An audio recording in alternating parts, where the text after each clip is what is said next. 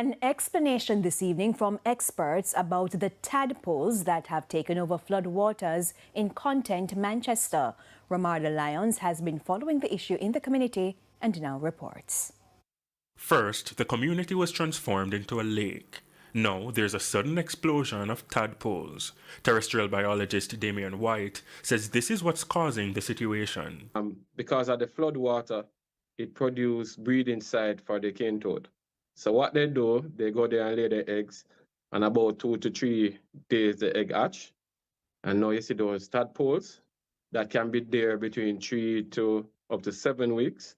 And then they come out and then again see a lot of small toads hopping around. Peter Clark, head of the Water Resources Authority WRA, said there's an aquifer below the community. Water is flowing underneath the whole of those lands and those properties. But it is not the normal aquifer that a lot of you are accustomed to, which is a sand, earth kind of aquifer. It is more limestone. For weeks, homes have been swallowed, attracting many onlookers on foot, some even in boats. Look at this house. Wow, just wow. But what isn't seen immediately with the naked eye? Eggs multiplying below water. It's because one female can lay up to 35,000 eggs, according to the literature. So there's a lot of breeding space. Degraded land can't hold water, causing natural breeding sites to be washed out. But the invasive Cuban tree frog also thrives in this condition. They are notably brown and larger. They also will take advantage of the stagnant water. So both the cane toad and the Cuban tree frog require a big body of water that's not moving to lay their eggs. And because they have the flood water now, they're utilizing it.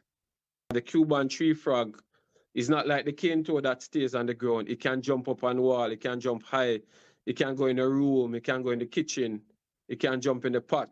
As the water recedes, some of the tadpoles won't survive, but Content has been flooded for over 3 weeks. So here's the dilemma. The tadpoles take at least 3 weeks before they change into small toads. So the longer that water body stays, is the more they will mature and become small toads hopping around. So that community will see a number of toads hopping around in the coming weeks.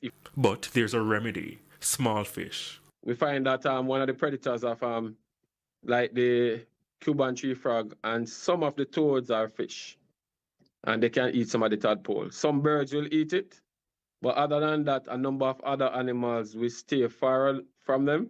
The tadpoles for the cane toad is a little bit toxic to some animals, so not everything can eat it. The United Nations says achieving land degradation neutrality, which would mean water levels decreasing and stifling tadpole breeding, requires ramping up efforts to restore degraded lands to a natural state. But for now, more warnings. The longer that body of water stays there, is the more it will produce habitat. Ramarda Lyons, TVJ News.